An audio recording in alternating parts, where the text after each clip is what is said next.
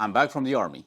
I traded my 14-inch MacBook Pro for a Glock 17 9mm. I went from Uber rides to heli rides, and I learned something. It made me realize that I've taken the blue pill of the online business world. And the worst thing is that you probably did too, but you're not even aware of it, which is worse. But here's the good news. This experience unplugged me from this matrix. So I took note of the 9 military ingredients that will help you cut the BS, stay focused, and build your business with purpose and momentum without working more than 4 hours a day. I'm giving this away to you right now for free. And before I start with the first ingredient, let me just remove this heavy helmet. You know, the main benefit of being an entrepreneur is the freedom you get. You know, you can wake up at whatever time suits you, and you can work as many or as few hours as you want. But the downside is that you might have too much free time. You might use this time to think of the best thing you can do, consume a lot of content to make the right decision, and start overthinking of the different outcomes because you have too much choice and too much time. And this is due to anxiety and lack of action. Back in the army, I didn't have time to think. There's so many things you need to do. 1 day as a soldier is 3 days as a civilian.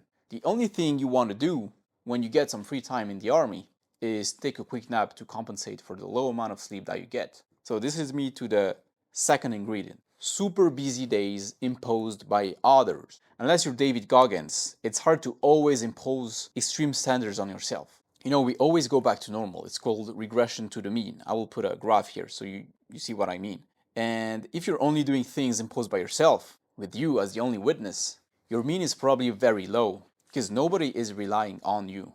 When, on the other hand, if you have a lot of responsibilities within your business, for example, your clients and your team are waiting on your next task, on your next point of contact, on some kind of deadline, then it forces you to compress your time to actually deliver on those deadlines. But I found out something that was more powerful than that, is to have external responsibilities outside of your business, right? For example, some kind of other sport, other non-profit, or even a job. Yep, I would even advise you to get a job. Of course, not full-time, but a job actually counts on you to do something, right? You want to get something external imposed on you. So this way it forces you to make the most out of the time you have for your business, right? In the first hours of the morning, maybe you want to kill those tasks so that you're moving forward instead of just expanding them over the day.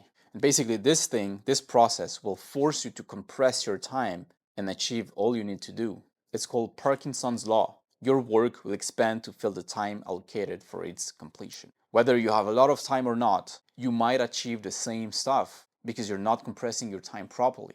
So at least try to test it, and you will quickly figure out that you can use your days much more wisely. Another benefit that comes with getting external responsibilities is that you build your days around actions. You take a lot of actions, which builds momentum and helps you take more action until you're completely tired. But trust me, I'm sure you can push yourself at least 2 or 3 times harder, all right?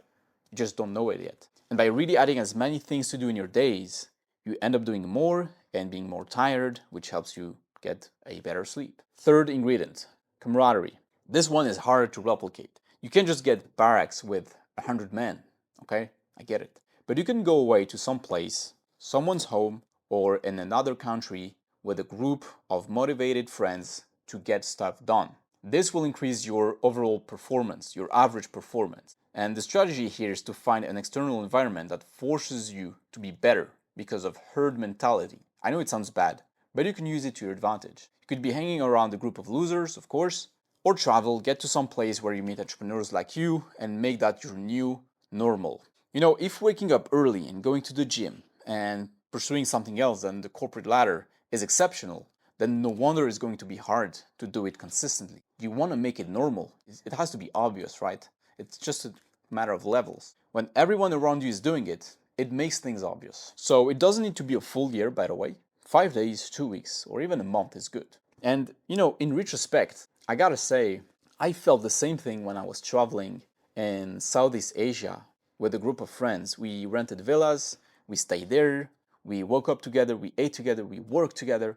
And, you know, just like in the army, I had the same feeling. And this is the thing you want to replicate. Trust me, it gives you so much energy. You can get so much done. Of course, you have to pay money to do this, but in my opinion, it's more like an investment. Ingredient number 4, enjoying the fight. It's much easier to enjoy the process when you're surrounded by people. I went through phases of loneliness, working behind my screen like this and figuring stuff out. And these were important times, but I don't keep a good memory of them because I wasn't enjoying the moment. I found out that the ingredient that makes us keep good memories, even of the trials and tribulations we go through, is by sharing them with other humans. It all makes sense when I think of projects I led when I had to work with tens of people, manage a whole team, and move it forward. Of course, there were bad times where I got angry with people and I wanted to choke them out. But that's exactly what made it interesting. It's the storms we had to go through on our ship. That's the adventure. When, on the other hand, when I had projects in which I didn't have a large team, mostly online, so I didn't need to meet anyone, it was just some messages through Telegram or Discord, it didn't feel the same.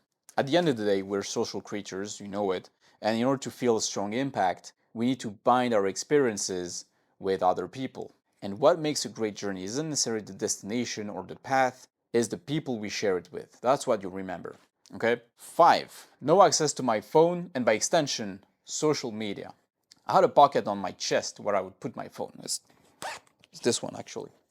Most of the time it was covered by my bulletproof vest. And even if it wasn't, I didn't have the time to sit down and be on my phone. It forced me to cut any outside influence. You've all heard the phrase, you are what you eat. It's the same for your mental consumption. You are what you consume. You tend to adopt the ideas of the content you consume. And the most dangerous thing about it isn't the Netflix shows you watch or the funny videos, because you know it's for entertainment. But if you often watch educational content, for example, Alexa Mosey or Danko, whatever people you watch, you start to think like them because you use their content to reprogram your mind. Now, most of the time it isn't bad because they have an incentive of you getting results, so it builds goodwill and you pay them back later. The risk here is to replace your way of thinking with theirs. And don't forget that what usually makes people succeed is that they're consistent and they develop their own way of doing things so they can be unique and offer a unique value proposition to the market. So to be unique, you need your own way of doing things. And you're not going to be another Hormozy or another Danko.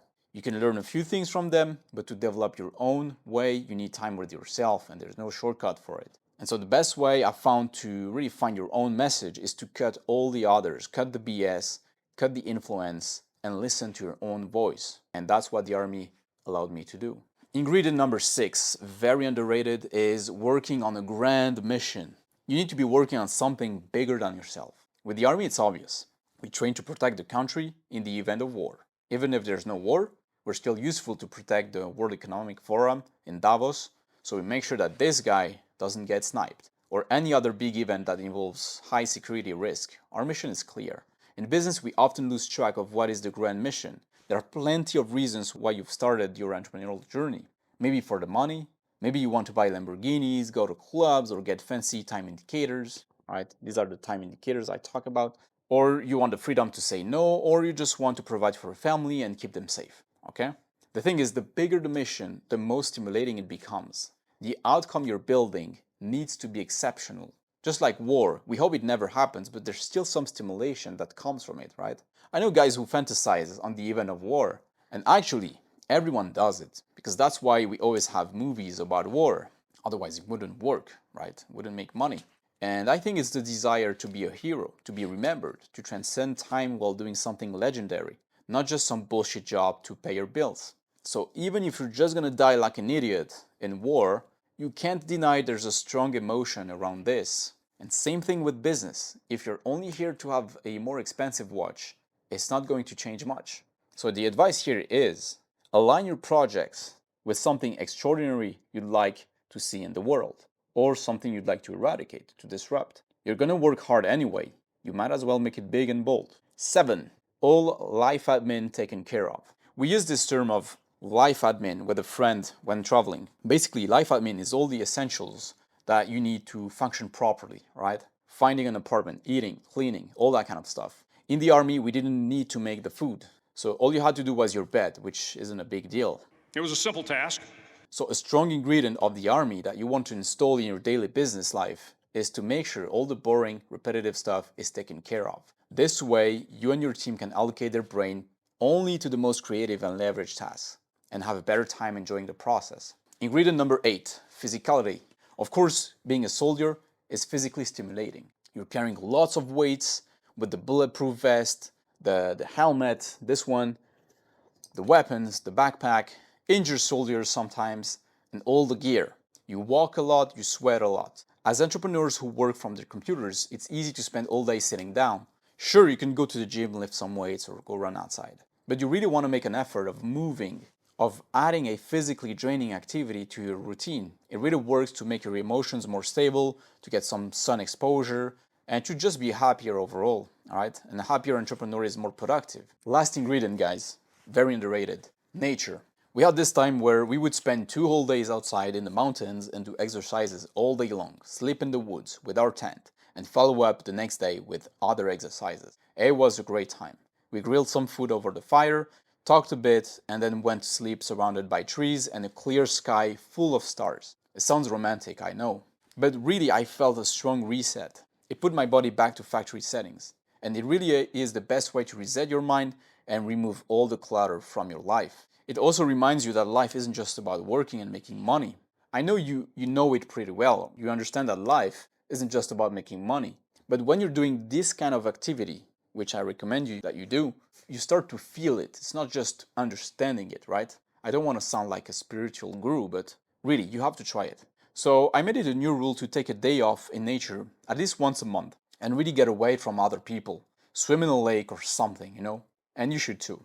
Now, I know how you feel. You might feel like every day is going so fast and you can't just stop like this and play soldier in the mountains for the weekend, okay?